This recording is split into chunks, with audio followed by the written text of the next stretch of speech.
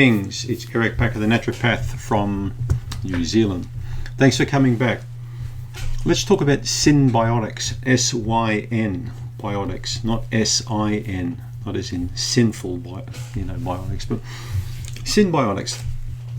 I'll explain a little bit about what synbiotics are and the relevance to you, and all sorts of different little ideas that I've got around this topic. So we had a subscriber request more information. In fact, we've had several subscribers request information on what synbiotics are. Are they any good? Are they useful? Should I take them as part of my diet and supplement regime? What are your feelings on synbiotics? Well, I'll tell you what my feelings on synbiotics are. I reckon they're crap. I do. Well, I reckon the supplement synbiotics are crap, in my opinion. And that's sitting in a clinician's chair, okay? Not sitting in a health food shop chair, or in a medical doctor's office chair, or in a mom and pop, as I would say in the States, or in a mother and father chair, okay, or in a teenager chair. I'm sitting in a clinician's chair.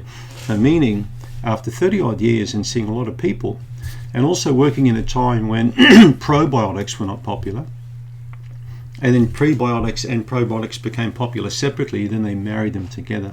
And that's what synbiotics are. The combination of prebiotics and probiotics put together in one capsule, or usually a capsule or a powder form. And it's supposedly really good for your gut, great for irritable bowel syndrome, good for people with digestive problems, and but from my experience, they're not good at all when you combine them, okay? You've got prebiotics, you've got probiotics, okay? Way back in the early 90s, I think late 80s, it was discovered that probiotics need food, okay? Bacteria need food. And there are certain types of sugars in particular that the probiotics really like to feed on.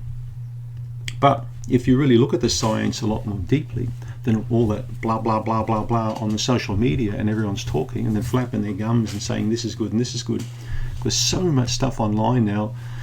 It's just parroted and information thrown from one social media account to another, and that's all it basically is today. But if you were sitting in my chair and I were to ask you, after many years of you seeing people and using these products, what you thought synbiotics are, I think you'd say, well, I think you should use them with a lot of caution, because you could get a lot of digestive problems as a result of these things.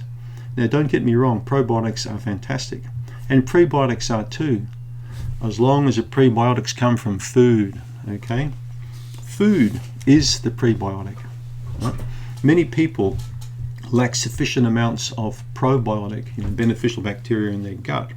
So we can supplement the diet with miso, with sauerkraut, with yogurt, with kombucha, with kefir. We can try all these different methods, to improve the gut by introducing this into the diet.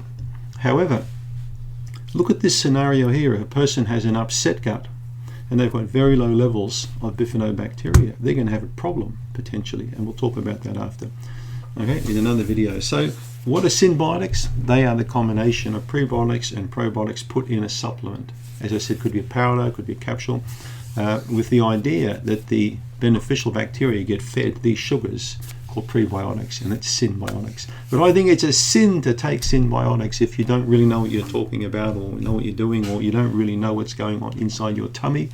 And we'll explain all in a few videos ahead. Thanks for tuning in.